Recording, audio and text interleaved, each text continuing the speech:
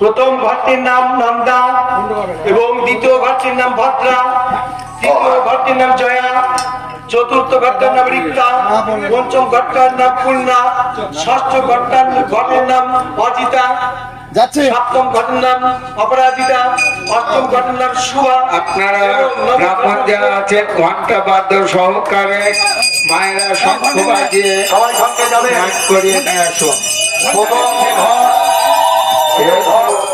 ওই ডাম্বেল বেলা সামনে ক্যামেরা থাকবো।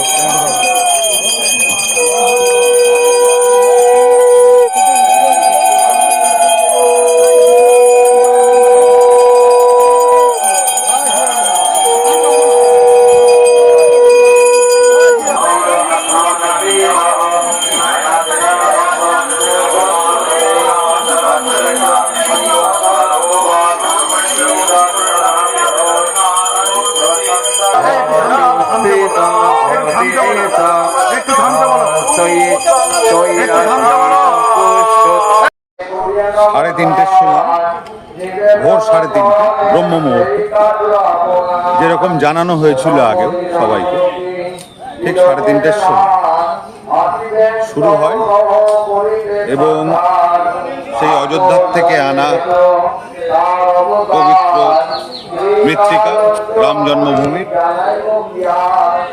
শ্রীরামের চরণ পাদুকা এবং কৃত্তিবাসী রামায়ণকে সামনে রেখে সেই বৈদিক অনুষ্ঠান শুরু হয় এবং ভাগবত পাঠ, চণ্ডী পাঠ এবং রামায়ণ পাঠের মধ্য দিয়ে তারপরে বৈদিক অনুষ্ঠান এবং আপনারা দেখেছেন যেরকমভাবে ভিত্তি স্থাপন করা হলো এবং এখনও সেই চলছে বৈদিক প্রক্রিয়া। টোটাল অনুষ্ঠানটা গোবর্ধন মঠ শ্রী শ্রী জগৎগুরু শঙ্করাচার্য তার নির্দেশে হয়েছে, যেরকম দিশা নির্দেশ উনি দিয়েছেন সেই হিসাবে হয়েছে এবং এটা আমাদের প্রত্যেক শান্তিপুরবাসী সারা জীবনের জন্য একটা গর্বের বিষয় যে আমাদের এই আজকের যেই ধর্মীয় অনুষ্ঠান এর দিশা নির্দেশ একজন শঙ্করাচার্য যে হেড গোবর্ধন মঠ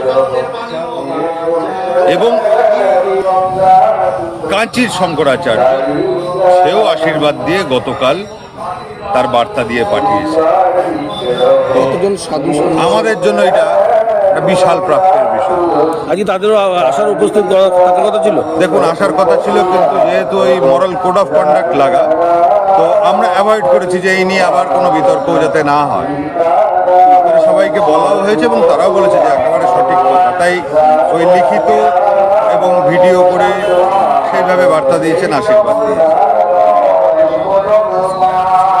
আগামী দিনে আরো অনুষ্ঠান চলতে থাকে, একটার পর একটা। কতটুকু জায়গার উপরে মন্দির হচ্ছে মূল কনস্ট্রাকশন? দেখুন, এখন অবধি এই জায়গাটা সেটা 15 বিঘে ছিল, কিন্তু আজকে এনবিসিসির থেকে কিছু লোকজন আসবে। আমরা চাইছি এনবিসিসি কনস্ট্রাকশনটা করব, national building construction corporation India limited, তাদের এখান থেকে আসার কথা আছে আজকে। যদি আজকে না হয় আগামীকাল আসবে, কারণ এই অনুষ্ঠানের ভেতরে 2-2:30 নাগাদ পৌঁছানোর কথা জেনারেল ম্যানেজার। যদি আজকে না আসে তাহলে কালকে আসবে ইঞ্জিনিয়ারদের সাথে।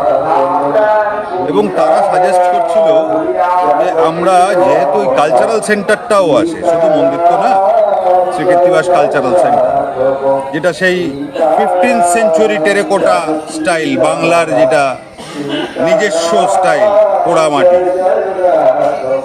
সেইভাবে ওই কালচারাল সেন্টারটা তৈরি হবে। তো তার জন্য তাদের রেকমেন্ডেশন যে আর একটু বাড়াতে পারলে বেটার হবে, এবং আমরাও আগের থেকে সেটা ভেবে রেখেছিলাম যে আর একটু বাড়াতে হতে পারে। আমরা বাড়াবো। এতটুকু জায়গা বলে এখানে এত বেশি জায়গা বলে সেটা চয়েস করা নাকি ধর্মীয় কোনো গুরুত্বও আছে এই জায়গাটির বিশেষ? ধর্মীয় গুরুত্ব তো আছে। গঙ্গার পাড়ে আমরা কি এমনি এমনি বলছি না, আমি বারবার বলছি একটা কথা, এখানে শঙ্করাচার্যের দিশা নির্দেশে হচ্ছে। ওনার থেকে বেশি বিদ্বান্ত আমার জানা নেই কেউ আছেন বলে সনাতন ধর্ম। এটা তীর্থক্ষেত্র তৈরি হচ্ছে না, মন্দির না। এখানে লাইন দিয়ে হবে মন্দিরের নির্মাণ, বিভিন্ন ধরনের রিলিজিয়াস একটা জায়গা তৈরি হতে যাচ্ছে, এটা তীর্থক্ষেত্র তৈরি হতে যাচ্ছে। মানে আসা যাওয়ার মূল 12 নম্বর জাতীয় সড়ক থেকে রাস্তাগুলো সব ঠিকঠাক আছে? দেখুন, যখন বড় বড় প্রজেক্ট নেওয়া হয় তারপরে এই রাস্তাগুলো হয়ে যায়। কে চাইবে না যদি 10,000 লোক আসে পার ডে এই জায়গায়? রাস্তা কোন সরকার করবে না? সরকার করতে বাধ্য। তো এগুলো কোনো ব্যাপার না, সবাই করে, সবাই তো চায় যে এখানে ফুটফল বাড়ুক যে কোনো জায়গায়, তাহলে সেখানে ব্যবসা বাড়ে, কারণ কত লোকের কর্মসংস্থান তৈরি হয়। দেখুন, আমাদের শান্তিপুর আমাদের একটা ধর্মীয় ঐতিহ্য আছে, এটা অস্বীকার করার তো জায়গা নেই। আমাদের ইতিহাস, আমাদের ধর্মীয় ঐতিহ্য তাজ ছিল, এর উপরে তো শান্তিপুর। তো সেই একটা দিককে যদি টেনে তোলা যায়, আর একটা দিক অটোমেটিক্যালি উঠবে। এই চিন্তাধারা নিয়েই এই প্রজেক্ট শুরু। শান্তিপুরে আরো বেশ কয়েকটি পুরনো রাম মন্দির রয়েছে, সেগুলো কি ঠিকঠাক? ব্যাপারটা রাম মন্দিরের না, ব্যাপারটা খালি রাম মন্দিরের না, রাম মন্দির আছে। সেই শ্রী কৃত্তিবাস ওঝা, যার ইতিহাস গৌরবময় ইতিহাস 650 বছর আগেকার, যেটা কোথাও আগামী প্রজন্ম ভুলে যেতে চলেছে। আজকেও যদি স্কুল কলেজের ছেলেদের জিজ্ঞাসা করেন বলতে পারবেন। আমরা চেয়েছিলাম এই আবার সেই ইতিহাসটা পুনর্জাগরণ হোক এবং সেই ঘিরে একটা এমন ইনফ্রাস্ট্রাকচার তৈরি হোক যেটা আগামী প্রজন্ম কয়েকশো বছরের জন্য তাদের মূল ওই শিরদাঁড়ার যেই ভাঙনটা হয়ে গেছে, যে কমজোরিটা হয়ে গেছে, সেটা আবার শক্ত হয়ে যাবে।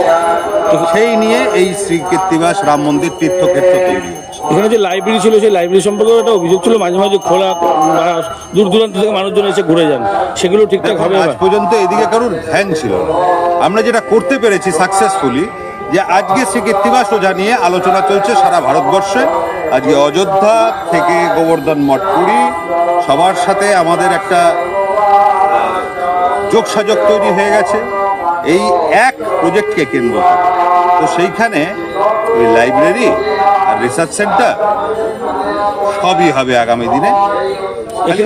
এখানে যে ইট দেখা গেল বিশেষ ধরনের শ্রীরামের নাম, শ্রীরামচন্দ্রের নাম অনুযায়ী, সেগুলো কি আলাদাভাবে তৈরি করা হচ্ছে? একদম সব শ্রীরাম লেখা ইট আলাদা করে তৈরি করা হয়েছে।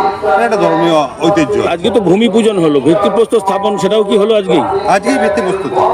আচ্ছা, ওই জন্য সারাদিন ব্যাপী তো প্রোগ্রাম। আর ওখানে দেখা গেল আরেকটা জায়গায় এটা পাণ্ডুলিপির মতন কিছু থাকতেও দেখা গেল, সেটা কি বিষয়? কৃত্তিবাস ওঝা, সেটা কি নিয়ে আসা হয়েছে? সেটা নিয়ে আসা হয়েছে, সেটা কোথায় থাকবে পরবর্তীকালে?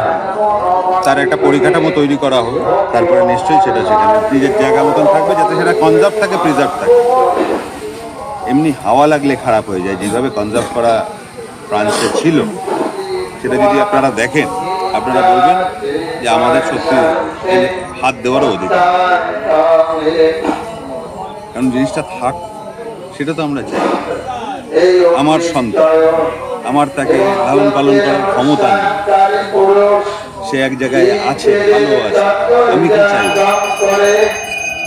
যে আমার যখন ক্ষমতা নেই আমি তার ভবিষ্যৎ নষ্ট করব, তাই না? কিন্তু তার মানে এই না যে আমি আমার সামর্থ্য তৈরি করব না। তো আমরা আমাদের সামর্থ্য তৈরি করছি, যেদিন সামর্থ্য তৈরি হবে সেদিন এখানে আসবে, এবং তার জন্য পুরো প্রস্তুতি নেওয়া হয়ে গেছে। আর অযোধ্যা থেকে যে পাদুকা আসছে সেটাও কি এখানেই থাকবে নাকি? না, অযোধ্যার পাদুকা এখান থেকে চলে যাবে। মানে ওটা এই উপলক্ষে? এই উপলক্ষে আনা হয়েছিল, এবং সেখানে আমি সেই পাদুকা নিয়ে এসে আমাদের বিগ্রহ বাড়ি, বড় গোস্বামী বাড়ির কাছে দিয়েছিলাম, যে আমার বিষয় না, এটা সবার বিষয়, শান্তিপুরের সবার। এবং আমার একটাই চাই, বারবার একটা, শান্তিপুরের কৃষ্টি, শান্তিপুরের ঐতিহ্য, শান্তিপুরের নাম যাতে বিশ্বে ছড়ায়। তো সেটা কিভাবে হবে? ঐক্যবদ্ধ একটা প্রয়াসে। সেই ঐক্যবদ্ধ প্রয়াস কিভাবে হবে? সবাইকে ঐক্যবদ্ধ করতে হবে কিছু দিয়ে। তাই শ্রীরামচন্দ্রের পাদুকা নিয়ে এসে বড় গোস্বামী বাড়ির কাছে দিয়ে দিয়েছিলাম, এবং তারপরে যে নিতে চেয়েছে এক এক লাখ করে তারা সবাই রেখেছেন বিধি মতো, এবং সেই নিয়ে তাদের শিষ্যরা, তাদের ভেতরে একটা উন্মাদনা জেগেছে।